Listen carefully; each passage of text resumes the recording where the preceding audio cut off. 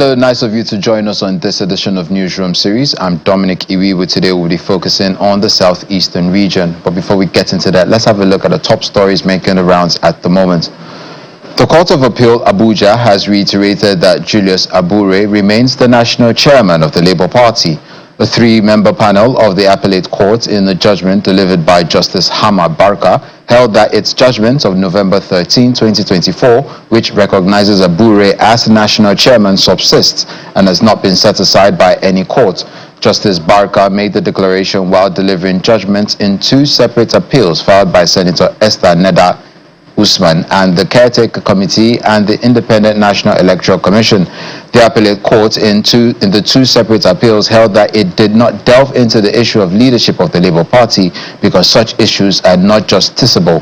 According to the appellate court, anything that is done outside jurisdiction amounts to a nullity. Hence, the judgment of the Federal High Court delivered on October 8, 2024 by Justice Emeka Nwite is of no effect because it was delivered without jurisdiction.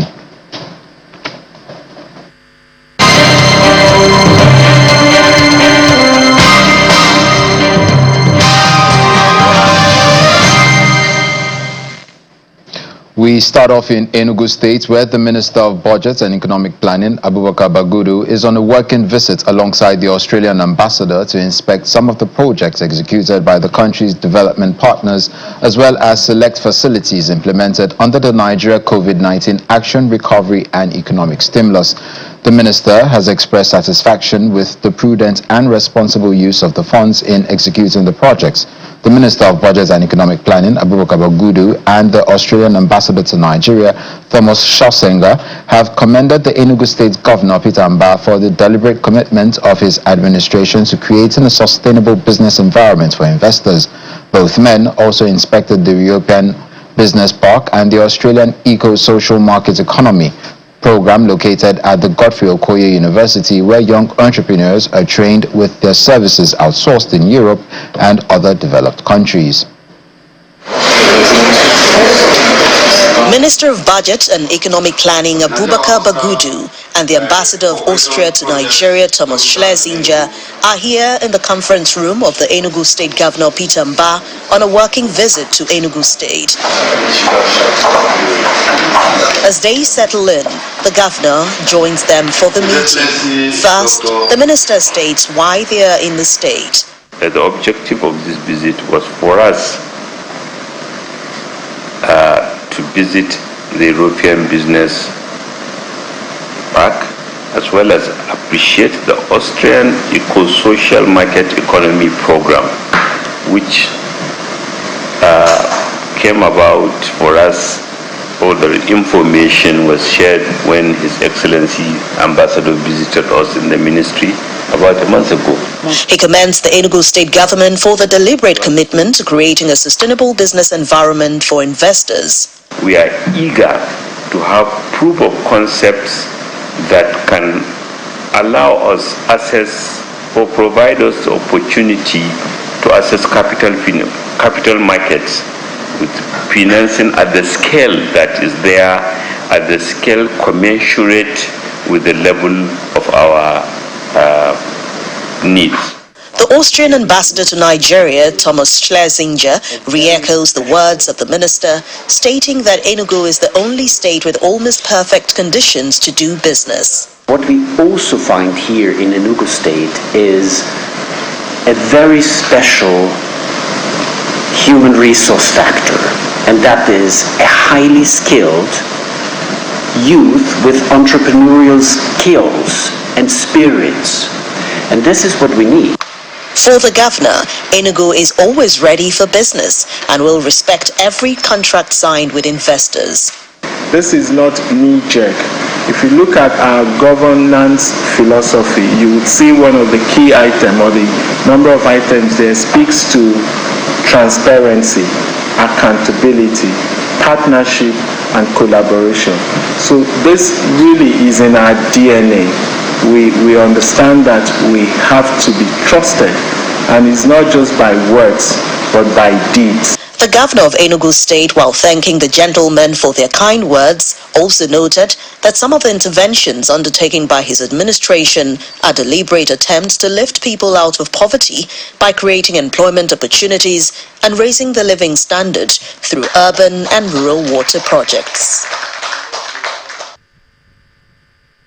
Still in Enugu State, the government of the state and the Landmark Africa Group have sealed a deal to revamp and further develop the potentials of Nike Lake Resort, Enugu. The deal, which is a joint venture, allows the state government to give Nike Lake Resort as an asset, while Landmark is expected to provide the management and operations of Nike Lake Resort to return it to its former glory, investing up to 10 billion naira in the first phase of the partnership. Speaking during a brief deal signing ceremony at the government house, Enugu State Governor Peter Anambra described the deal as a public-private partnership arrangement that would bring the state closer to his administration's ambition of growing the state's economy to $30 billion in the next 6 years. Earlier, the Landmark Group pledged to not only invest the initial 10 billion naira, but will bring it up to 2 million visitors in Enugu annually as well, and it will create jobs and ramp up the state's internally generated revenue. For us, Nike Lake is essentially getting it revamped and also optimized. It's for us a welcome development.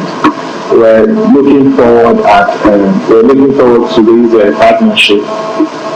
We hope that this size of investment you've mentioned is going to happen immediately, and then I think that we've all, it's been a very long process. I understand that it took quite some time, but I'm happy that we've dotted all the I's and we've crossed the T's. We'll make sure that this is not a small win. It's going to be a very, very big win. We're going to increase the number of jobs here. We're going to make a big dent on IGR. We intend to invest upwards of 10 billion naira within the first term of the first phase of this thing. And we believe, from an employment perspective, an SME creation perspective, from a supply chain and a value chains perspective, obviously from taxes and from visitor numbers, not just local visitors or regional visitors, but international visitors and the wider region. I think we'll increase those numbers. Well, getting the Southeast to a proper path of development is now the priority of the Southeast Development Commission, which now has a team in place to champion this. The team is yet to be inaugurated, but stakeholders in the region have high hopes that when they start their work, it will deal with a lot of issues. Joining us on the program is the Chairman, Media and Publicity of the Peace in Southeast Project, Mary Ikoku. She joins us from our Abuja studios. Nice, thank you for joining us. Thanks for having me. Now, ahead of the formation of the Southeast Development Commission, what are the primary goals and objectives the committee aims to achieve in its initial phase, and how does the management plan to support these objectives? Okay, according to the act setting of the Southeast Development Commission, I think one of the key mandates they have is to rehabilitate, reconstruct, and also, get into conceptualizing and building, implementing new critical infrastructure and all of that. And so they are to receive funds and make those implementations. I think the whole idea is that the Southeasterners actually do owe this president, Bola Ahmed Tinubu, a whole lot of thanks, because this is something we've been yearning for since 1970, since past the war. All of the infrastructures that have been destroyed as a result of the war. Where I come from, I'm from Arochukwu in Abia State, and you will find the Omeniko Bridge, you will find along Nkana axis that connects us with Akwa Ibom State. You see bridges that were destroyed during the war. And those bridges are still like that, with palliative efforts by successive governments of the state. So I think that something like Southeast Development Commission has come to respond to this long-standing, issues, which of course some of our people have been agitating for, very honest agitations. So I think first is to also take the opportunity to say that we appreciate the president for removing us from that politics of people on the dot in the region, the people, a dot in the circle.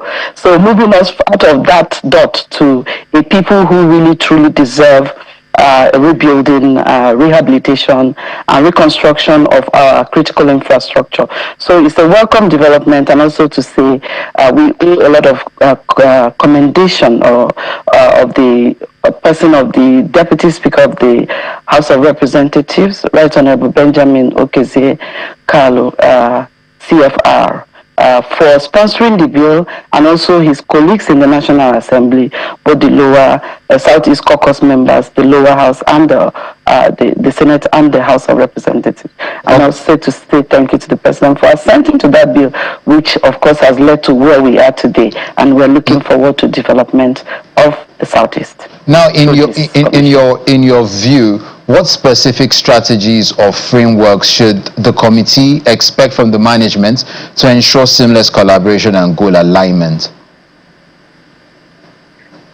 So that sounds to me like an agenda setting for the Southeast Development Commission. If I may, as a stakeholder in the Southeast, I think one of the things that they need to look at, first to say that I'm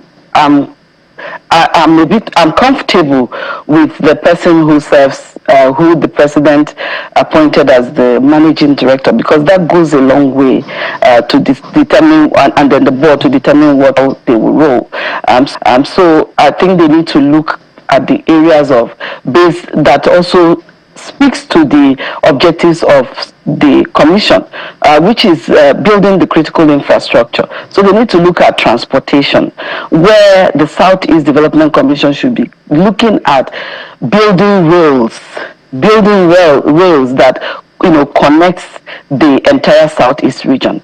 You can go around the Southeast in a day, if I may say that, but you need that quick transport, the fast trains, blue line, and any kind of transportation in that railing system. Transportation is very, very important for them to look at. So the eases, the farmers taking their products to market and all of that. And the other area is road infrastructure. They need to look at building back the roads and bridges in the Southeast region. Because this is also very important, like I mentioned, these bridges that was caved during the war. Those are kind of rehabilitations or reconstructions we need to be seeing with this development intervention. And then they need to also focus on power, because power is very, very critical. I don't know, the fund is looking great that they need to look at power. Not just power in the sense that they're looking at replicating the geometrics of Abia in the other 4 states of the Southeast. One. And then they look at the issue of gas pipeline building. They need to look at building pipeline across the southeastern states that fits those states, because it is very important work for power generation, and also to help the people in living a better standard of life. And because we are highly entrepreneurial people, so when you have this kind of critical infrastructure looked into and really focus on developing them, it will really go a long way. There's also, I think, another thing that the Commission needs to really pretty much look at is also the issue, the question of healthcare, education. They need to look at that, because what keeps our young people in this restive mode is lack of jobs, lack of employment, lack of understanding, and lack of human development capital index. So when you have that responded to, they need to focus on that. But the issue of reconstruction, rehabilitation, reconciliation is also a very important tool. But I think that is left for the federal government to really intentionally look at that, because there is no sane Southeast. There's no peace. There's not going to be development in the region if there is no peaceful coexistence. You can't have development without peace. You've mentioned a number of factors or features that would help development in the area, but what is happening in terms of security? What advice or what do you want to see in terms of security? Good. So if you can build all of this, and if the place is not secured, there's really no development without security, and there's no development where there's no peace.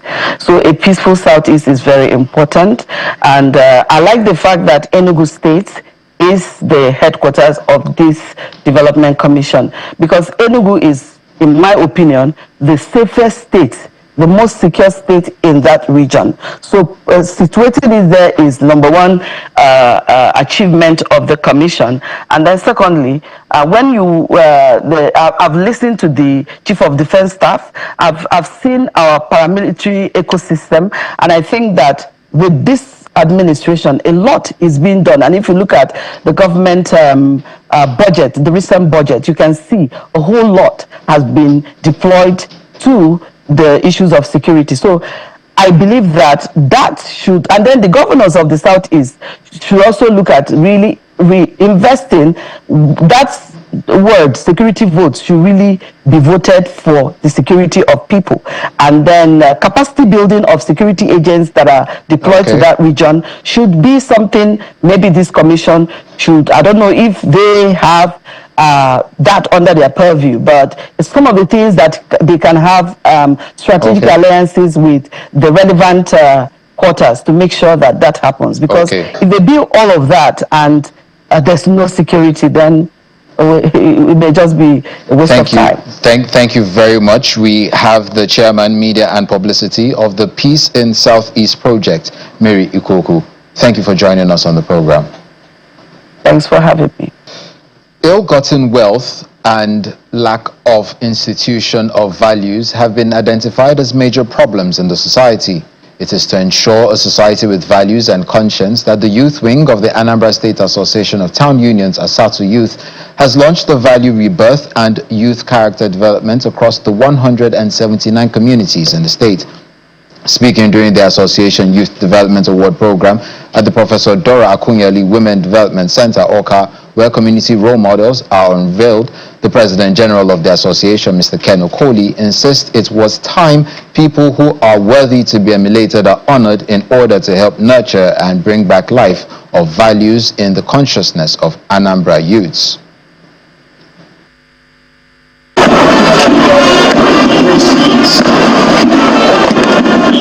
to the checkpoints and shoot policemen and take their AK-47 rifle.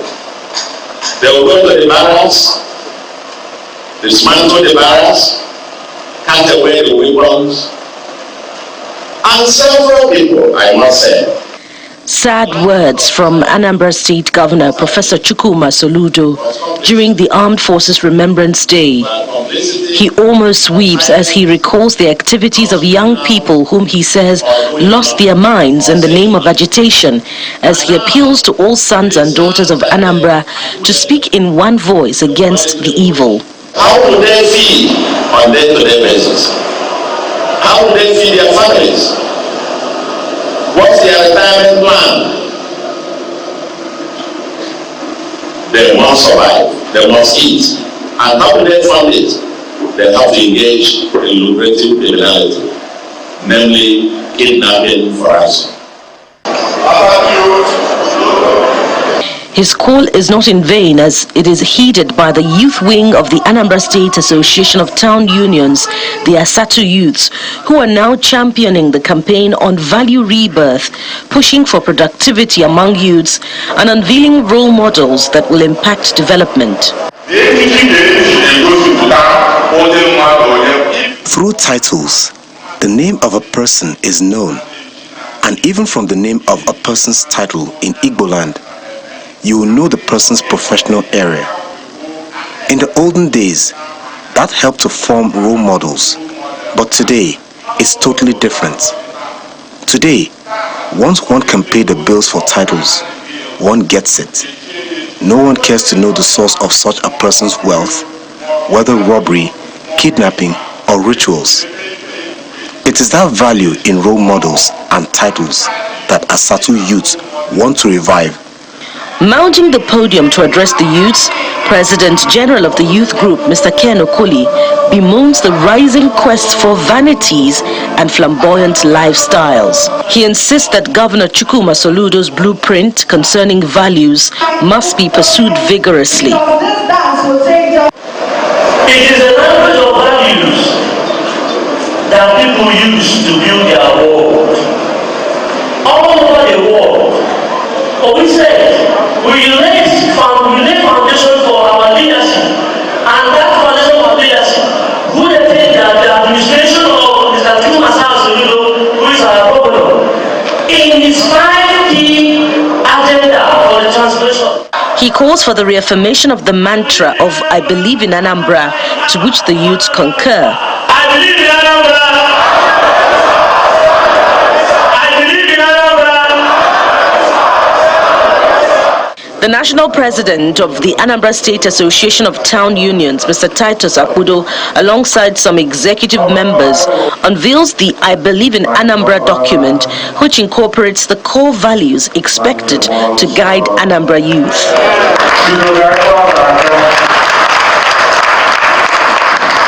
The major event of the day is the unveiling of role models selected to cover the communities in Anambra and the 21 star role models from the 21 local government areas of the state.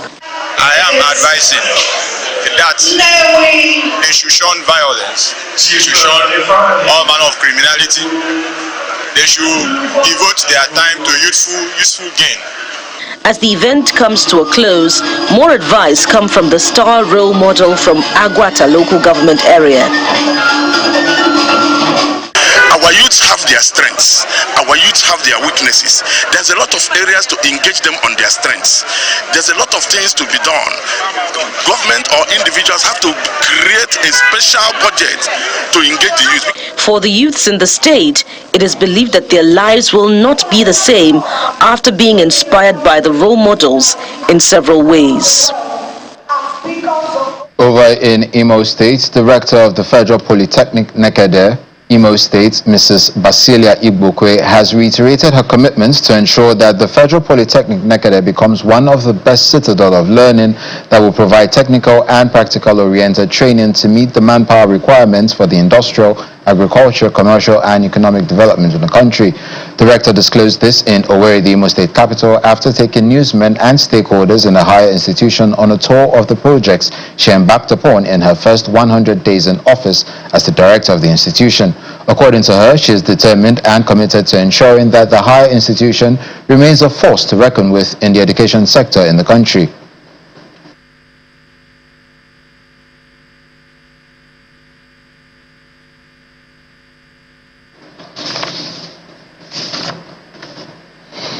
Still in Imo State, the new commandant of the Nigerian Security and Civil Defense Corps, NSCDC, in the state, Basil Ibueze, has read the Riot Act to vandals of public assets, oil thieves, and criminal perpetrating economic sabotage, and has vowed to vehemently fight illegal oil bunkering and other vices in the state. The commandant disclosed this at his maiden press conference in Owerri, the Imo State capital, where he says it's unfortunate that the activities of economic saboteurs has resulted in environmental degradation and dwindling economy. He vows to fight it head-on by also collaborating with other security agencies in the state.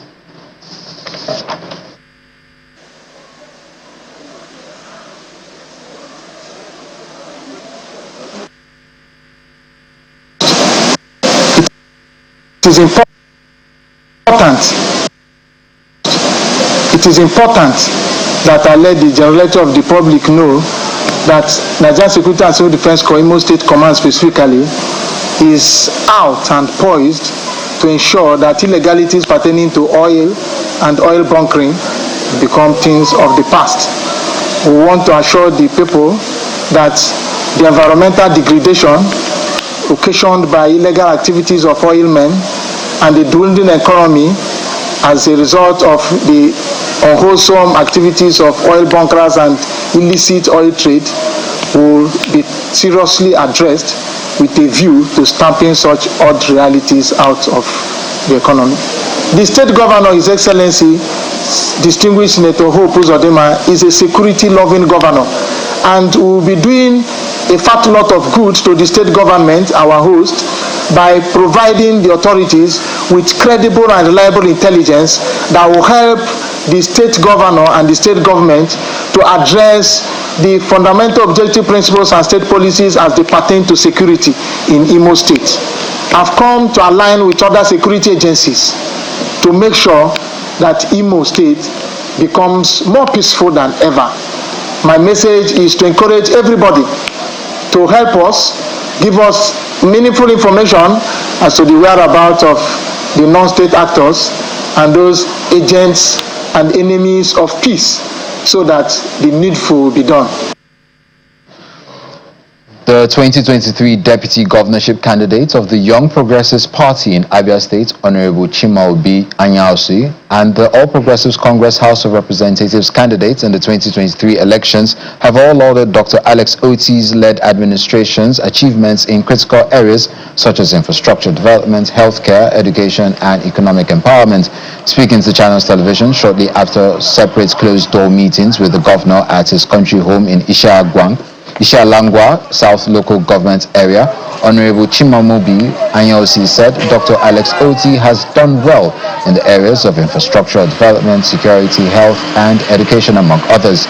On his part, the 2023 APC House of Reps candidate, Daniel Okeke, says Governor Oti's giant strides have touched critical sectors of the state's economy within the last 19 months. There are some major routes that were abandoned, for a very long time, which today we have seen a lot of expansion, construction going on. But besides just infrastructural development, Abia is now seen in a different light with what the governor is doing in different areas, in education, in health. We have seen the renovations and the reconstruction of the health centers in all over Abia State. So apart from having somebody with a good head, has changed the way, the perception of the state, and this affects all of us. Actually, some of us that don't live here in Abia, that live in Lagos, people now see us as people that have a good governor. And that's where we draw the curtains on this edition of Newsroom series. I'm Dominic Iwiwu.